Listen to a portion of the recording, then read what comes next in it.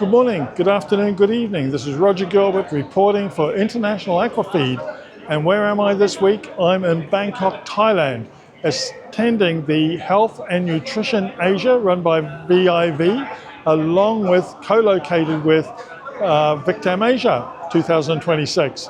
I'm in the foyer and I'm fortunate to have bumped into Lucas Manomaitis, and he is the new USSEC, that's US Soy's East Asia Aquaculture Lead. He's just been newly appointed, and I'm pleased to say he's going to spend some time with us and explain what he's doing here in Bangkok. Lucas. Lucas. Hello, Roger. So yes, my name is Lucas Manomaitis, and I serve as the focus area lead for aquaculture for East Asia for the Soybean Export Council. And so in terms of what I do is I help to promote US soy products across this wide region. And when I say a wide region, the East Asia region for USSEC comprises Greater China, Northeast Asia, Southeast Asia, Oceania, and I also have tacked onto that Bangladesh. So somewhere between 80 and 90% of the world's aquaculture is in my region, which makes it a very exciting region to be in charge of. And so we have very active programs, particularly in China, Indonesia, and Vietnam as the primary producers, and of course Bangladesh is also becoming a major producer as well. Yeah. What we're trying to do is we're trying to take the lessons learned in each region and the positive, negatives, and transfer them across a wider region. So for example, for a long time I was responsible for Southeast Asia. We've had a very successful program, and we've had a successful program in China, but there's weaknesses that may be inherent in both locations in terms of how we promote US soy products or work with the aquaculture industry. And so what we're trying to do is to try to now collaborate and cooperate across the wider region to share information and to bring people from one region to another. So for example, we may be bringing people from China to the TARS program down in Southeast Asia, and we may be bringing groups from Southeast Asia to China to see what's happening in the region over there. Yeah, and Lucas, you're not on your own. You have teams in these various countries or supporting you? Yes, that's correct. So we have a lead in Indonesia, Pamudi, a lead in Vietnam, who's Dr. Tang. We have David Lee, who's in China. And how important is to US soy is the aquaculture industry? So if we look at aquaculture in general compared to terrestrial livestock has the volume. But we talk about the growth and the sort of the larger perspective of what's happening in the terrestrial, in the feed industry. Aquaculture is going to grow and grow and grow. It's not a sunset industry, it's not a stable industry, it's a growing industry.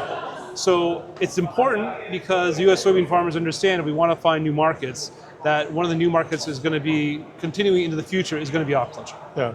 And what does soy bring to aquaculture in your view? What's the benefit? So for me, the major benefit is we know that aquaculture and feeds in general are going to have to go towards more plant-based ingredients. So we're going to need commodity products. And soy is a commodity product available year-round for multiple markets.